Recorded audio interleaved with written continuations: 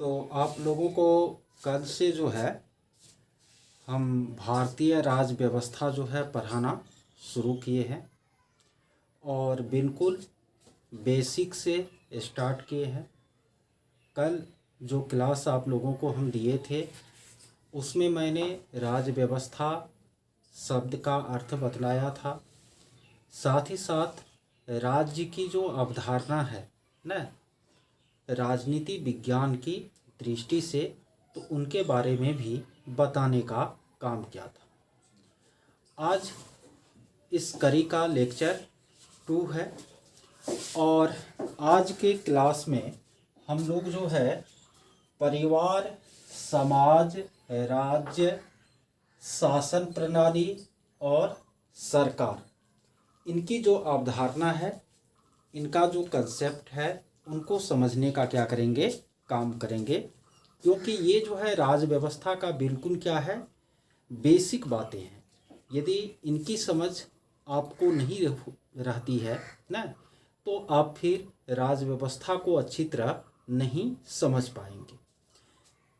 तो सबसे पहले हम लोग परिवार पर जो है चर्चा करते हैं, ठीक है। देखिए, परिवार जो है वह क्या है, व्यक्तियों का समूह है। परिवार क्या है, व्यक्तियों का समूह है ना, ग्रुप ऑफ इंडिविजुअल्स, या तो उसको हम क्या कहते हैं, फैमिली कहते हैं, परिवार कहते हैं, ठीक है। और क्या व्यक्तियों का केवल समूह परिवार हो सकता है? नहीं हो सकता है, जब तक कि उनके बीच जो है ब्लड रिलेशन नहीं हो ना। तो परिवार केवल व्यक्तियों का समूह नहीं है, बल्कि रक्त संबंध से जुड़े व्यक्तियों का जो समूह है उसे हम क्या कहते हैं, परिवार कहते हैं। जैसे कि मान लीजिए आप पटना गए पढ़ने के लिए, वहाँ पर 4 अलग अलग जगह के लड़के यदि आप एक साथ रहना शुरू कर दे, एक कमरे में खाना बनाना शुरू कर दे, तो क्या उसको परिवार कहा जाएगा? तो उसको परिवार नहीं कहा जाएगा, ठीक है। यानी परिवार कहलाने के लिए जो है रक्त संबंध का होना क्या है, जरूरी है, ब्लड रिलेशन का होना जरूरी है। और परिवार जो है काफ़ी महत्वपूर्ण होता है और किसी भी व्यक्ति को नागरिकता की पहली शिक्षा परिवार से ही प्राप्त होती है। व्यक्ति को नागरिकता की पहली शिक्षा कहाँ से प्राप्त होती है? परिवार से प्राप्त होती है। और परिवार जो है वह संस्था है जहाँ से व्यक्ति का समाजीकरण क्या होता है, प्रारंभ होता है। तो एक क्वेश्चन यह भी बना कि समाजीकरण का जो प्रारंभ है वह कहाँ से होता है? तो समाजीकरण का प्रारंभ परिवार से होता है। और ये परिवार जो है आपको 2 तरह की होती है आकार के आधार पर। वैसे परिवार को आपको कई तरह से वर्गीकृत किया गया है, जैसे कि सत्ता के आधार पर पितृसत्तात्मक परिवार या मातृसत्तात्मक परिवार होता है। लेकिन जो सबसे फेमस इसका क्लासिफिकेशन है परिवार का, वो है आपको किसके आधार पर? तो आकार के आधार पर। किसके आधार पर? आकार के आधार पर।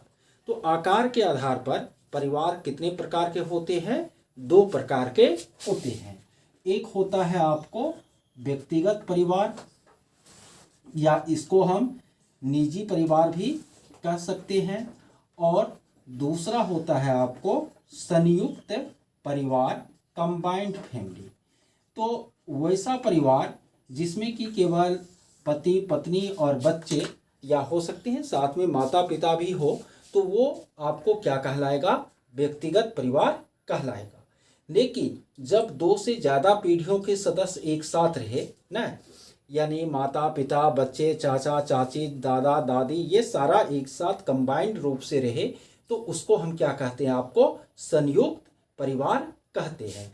तो भारत में आपको प्राचीन काल में जो है संयुक्त परिवार की जो परंपरा थी वह काफ़ी क्या थी, प्रचलित थी। और अभी वर्तमान में जब आधुनिकीकरण हो रहा है, तो इस दौर में आपको जो है संयुक्त परिवार की जो प्रथा है वह धीरे धीरे क्या हो रही है, लुप्त हो रही है। और जो व्यक्तिगत परिवार है उसका प्रथा जो है बढ़ते जा रहा है। दोनों तरह के परिवार के अपने अपने गुण और दोष हैं, ठीक है।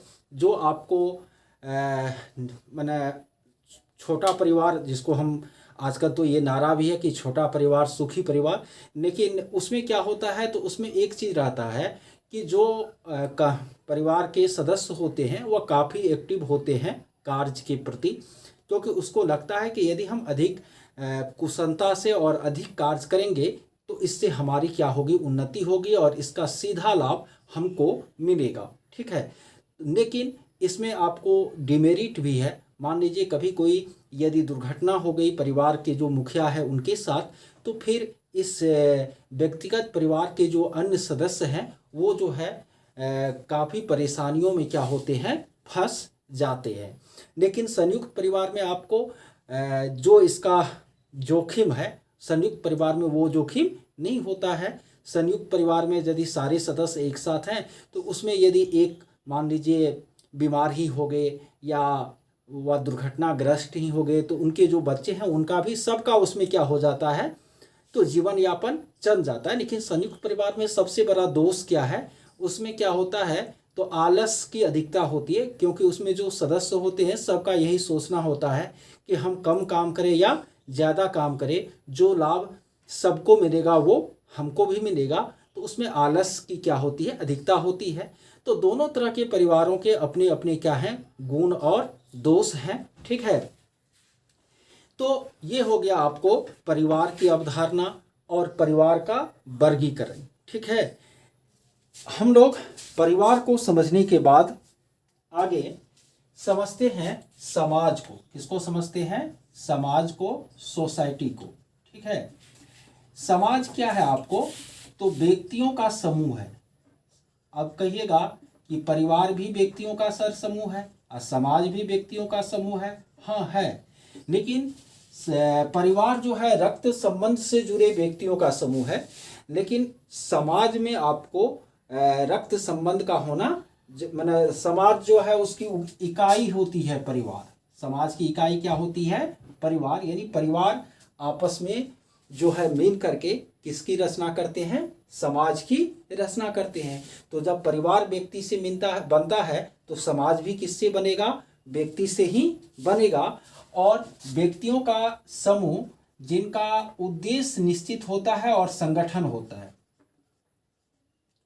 जिनका उद्देश्य और संगठन निश्चित हो,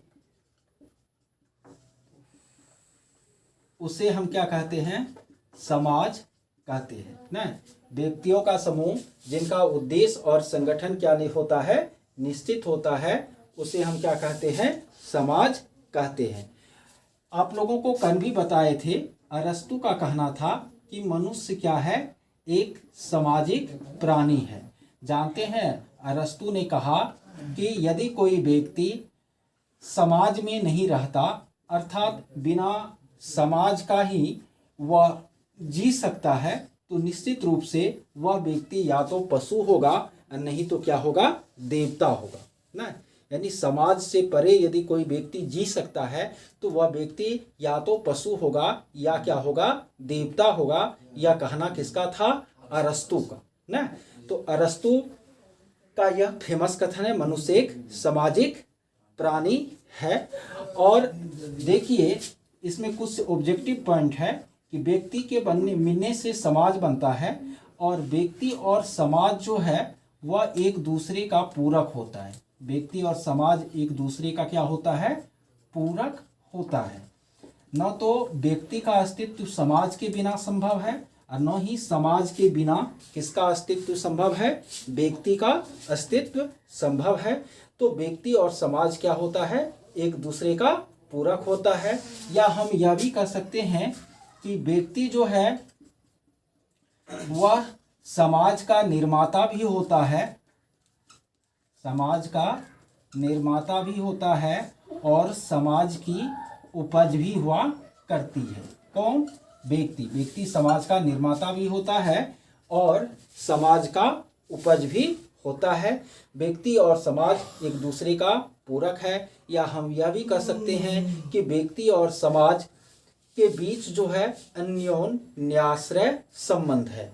तो हम लोगों ने जाना कि परिवार क्या है और समाज क्या है। ठीक है, देखिए इस समाज की उत्पत्ति कैसे हुई, इसके संबंध में बहुत सारे सिद्धांत हैं, लेकिन समाज की उत्पत्ति के संबंध में 3 सिद्धांत जो है महत्वपूर्ण है। समाज की उत्पत्ति के संबंध में कितने सिद्धांत महत्वपूर्ण है? 3। एक है आपको देवीय सिद्धांत, दूसरा है आपको सामाजिक समझौता का सिद्धांत, और तीसरा है आपको विकासवादी सिद्धांत।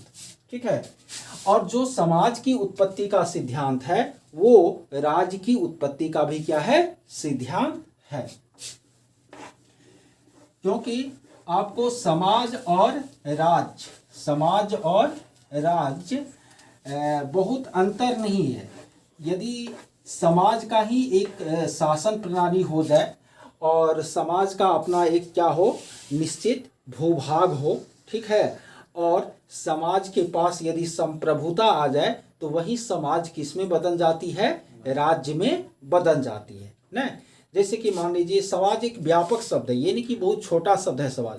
एक जैसे पूरा भारतीय समाज हम ले सकते हैं, भारत में रहने वाले लोग भारतीय समाज के अंग हैं, तो वह एक निश्चित भूभाग में रहते हैं, ठीक है, और उनका एक निश्चित शासन प्रणाली है, और भारतीय समाज के पास अपनी संप्रभुता भी है। तो भारतीय समाज किस रूप में है? तो भारतीय राज्य के रूप में है। यानी समाज ही जब संप्रभु हो जाए तो उसे हम क्या कहते हैं? राज्य कहते हैं। यही अंतर है समाज और राज्य में। हालांकि राज्य के बदले समाज, समाज के बदले राज्य का भी हम उपयोग कर सकते हैं। ठीक है, और समाज या राज्य की उत्पत्ति का, समाज या राज्य की उत्पत्ति का जो सिद्धांत है वो 3 गो है। समाज या राज्य की उत्पत्ति का कितना सिद्धांत है आपको? 3 गो। एक है देवीय सिद्धांत। कौन सिद्धांत? देवीय सिद्धांत।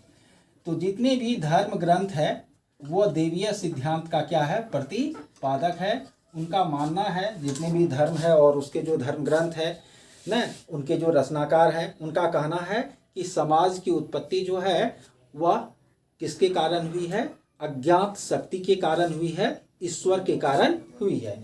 तो यह कौन सा सिद्धांत है आपको? समाज उत्पत्ति या राज्य की उत्पत्ति का कौन सा सिद्धांत? देवीय सिद्धांत।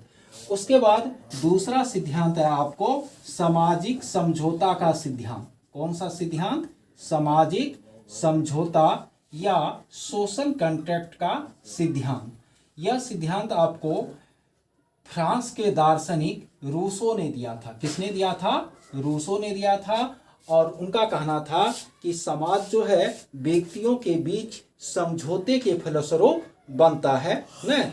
समाज व्यक्तियों के बीच आपस में जो समझौता होता है उसका परिणाम है। और तीसरा सिद्धांत है आपको विकासवादी सिद्धांत। यह सिद्धांत वैज्ञानिक है। विकासवादी सिद्धांत क्या है? एक वैज्ञानिक साइंटिफिक सिद्धांत है। और यह कहता है वही बात कि बंदर से मनुष्य बना, फिर आवश्यकता आविष्कार की जननी हुई, और धीरे धीरे कृषि की खोज की मनुष्य ने, और कृषि की खोज के बाद एक जगह रहना शुरू किया, उसकी आवश्यकताएं बढ़ती गई, उसकी पूर्ति के लिए वे समाज के रूप में क्या हुए? संगठित हुए। तो ये कौन सा सिद्धांत है आपको? विकासवादी सिद्धांत। और यह सिद्धांत किसने दिया था?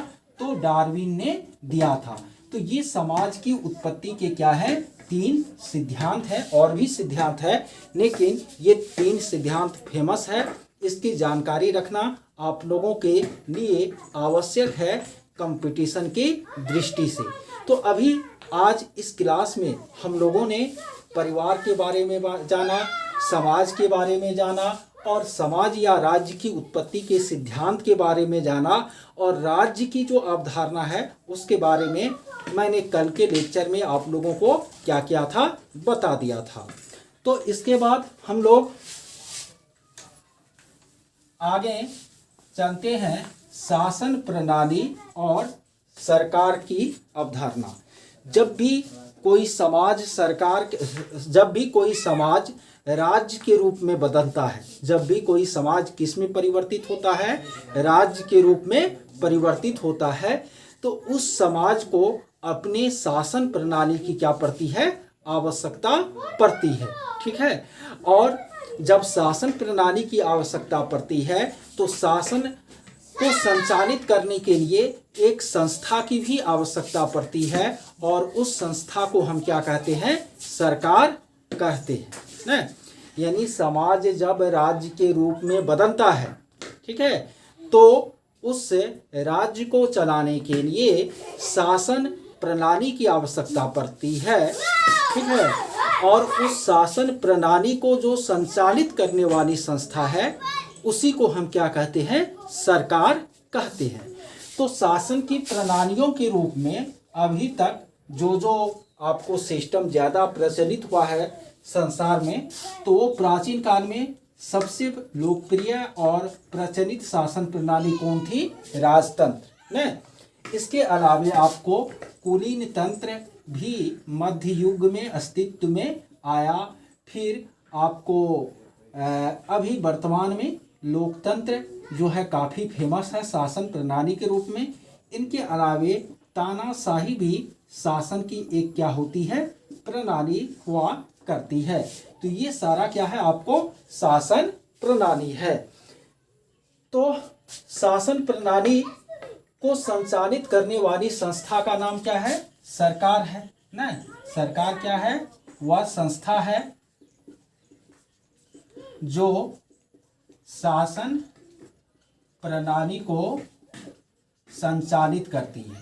शासन प्रणाली को क्या करती है, संचालित करती है।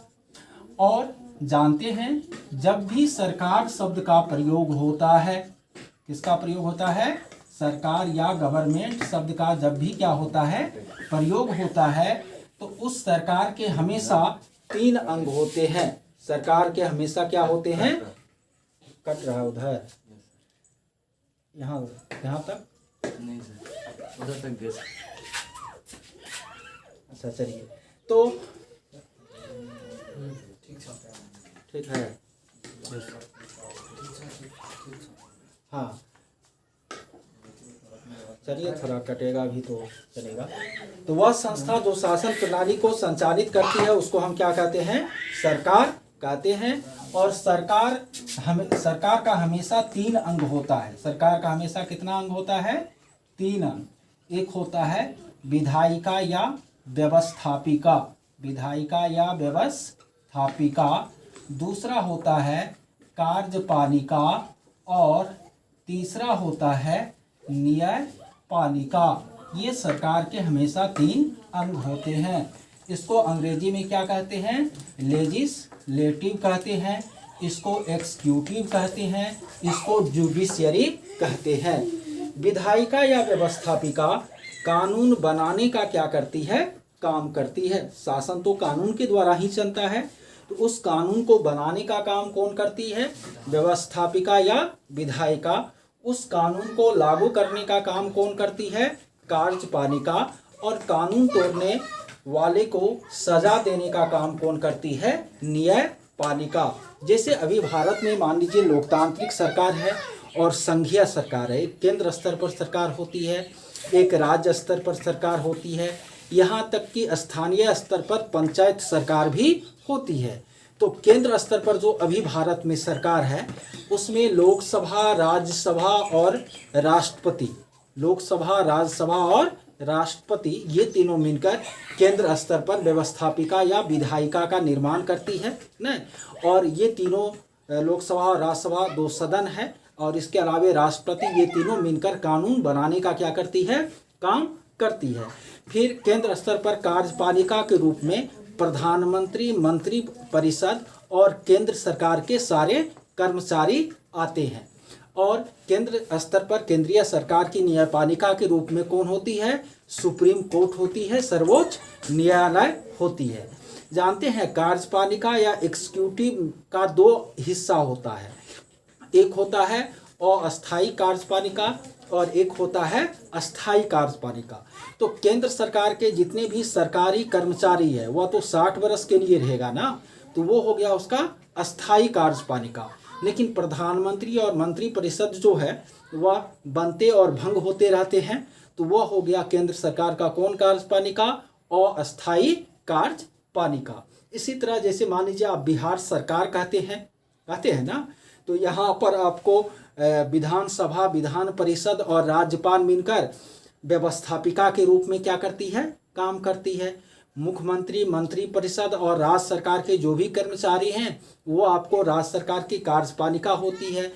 उच्च न्यायालय जो है वह राज्य सरकार की क्या है, न्यायपालिका है। यहाँ तक कि पंचायत स्तर पर हम जो पंचायत सरकार कहते हैं ना जी, तो पूरे जैसे ये श्रीपुर पंचायत है, तो पूरे गांव में 18 वर्ष से अधिक उम्र के जो भी वयस्क व्यक्ति हैं वह व्यवस्थापिका या विधायिका के अंतर्गत आते हैं ना। और ये आम सभा होता है ना, तो आम सभा में बैठ करके डिसीजन लेना कि गांव में कौन सा विकास कार्य को प्राथमिकता के आधार पर करना है, ये किसका काम है, व्यवस्थापिका या विधायिका का। फिर जो मुखिया होते हैं और वार्ड सदस्य होते हैं वह पंचायत सरकार, इसके अलावा पंचायत सचिव, पंचायत रोजगार सेवक, ये पंचायत सरकार की क्या होती है, कार्यपालिका होती है। और फिर जो ग्राम कचहरी होते हैं वह पंचायत सरकार की क्या होती है, न्यायपालिका होती है। तो सरकार शासन चलाने वाली संस्था का नाम है, और जहां भी सरकार होगा वहां ये तीनों अंग क्या होते हैं, मौजूद होते हैं, व्यवस्थापिका भी, कार्यपालिका भी और न्यायपालिका भी।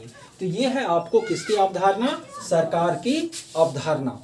इसके बाद आपको यहाँ पर अलग अलग शासन प्रणालियों की क्या की गई है, चर्चा की गई है। जैसे राजतंत्र है, तो राजतंत्र जो है संसार की सबसे प्राचीन शासन प्रणाली है। इसमें एक व्यक्ति राजा के पद पर होता है। जनता का ऐसा विश्वास होता है कि वह राजा जो है उसको ईश्वर ने हमारे ऊपर शासन करने के लिए अपना प्रतिनिधि बनाकर भेजा है। राजतंत्र में राजा का जो पद होता है वह वंशानुगत होता है। राजतंत्र में व्यवस्थापिका, कार्यपालिका और न्यायपालिका तीनों का सर्वोच्च कौन होता है, राजा होता है ना। राजा ही सबसे बड़ा न्यायाधीश होता है, राजा ही सबसे बड़ा कानून को लागू करने वाला होता है, राजा ही सबसे बड़ा कानून बनाने वाला होता है ना। तो ये हो गया आपको राजतंत्र। दुनिया में अभी जो है आपको राजतंत्र नहीं के बराबर है। कुछ देश जैसे कि हमारा पड़ोसी देश आपको भूटान है, वहाँ पर अभी भी क्या है, आपको राजतंत्र है। नेपाल में 2006 तक क्या था, राजतंत्र था। इसी तरह आपको संयुक्त अरब अमीरात जो है UAE, वहाँ पर राजतंत्र है। तो कुछ छोटे छोटे जो देश हैं संसार में वहीं पर अभी क्या है, राजतंत्र है। नहीं तो राजतंत्र धीरे धीरे क्या हो रहा है, आपको लुप्त हो रहा है।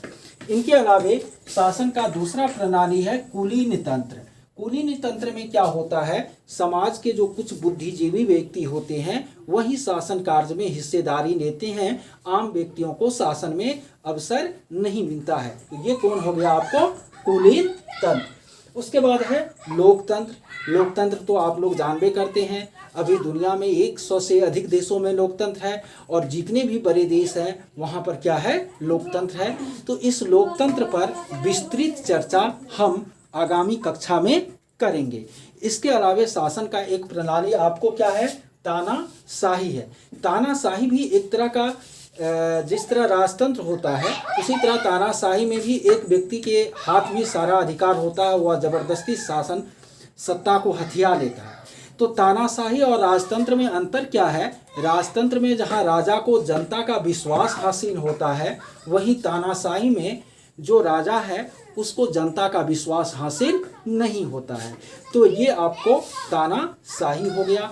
अभी जैसे आपको ये दक्षिण कोरिया जो है वहाँ पर जो शासक है किम जोंग, वह तानाशाह की भूमिका में है ना, सॉरी दक्षिण ही, उत्तर कोरिया। तो ये आपको शासन की कौन सी प्रणाली है, तानाशाही। लेकिन हम लोगों को राजतंत्र प्राचीन के रूप में और आधुनिक के रूप में जो सबसे अधिक फेमस है लोकतंत्र, इनको समझना क्या है जरूरी है। तो हम लोग कल की कक्षा में लोकतंत्र को समझेंगे, फिर संविधान, फिर राजनीतिक दल, ये जो कुछ बेसिक आपको कंसेप्ट है पहले इसको अच्छी तरह समझ लेंगे। फिर इंडियन पॉलिटिकल सिस्टम को हम लोग बहुत अच्छी तरह एक एक करके और इंडियन कॉन्स्टिट्यूशन को समझने का कार्य करेंगे।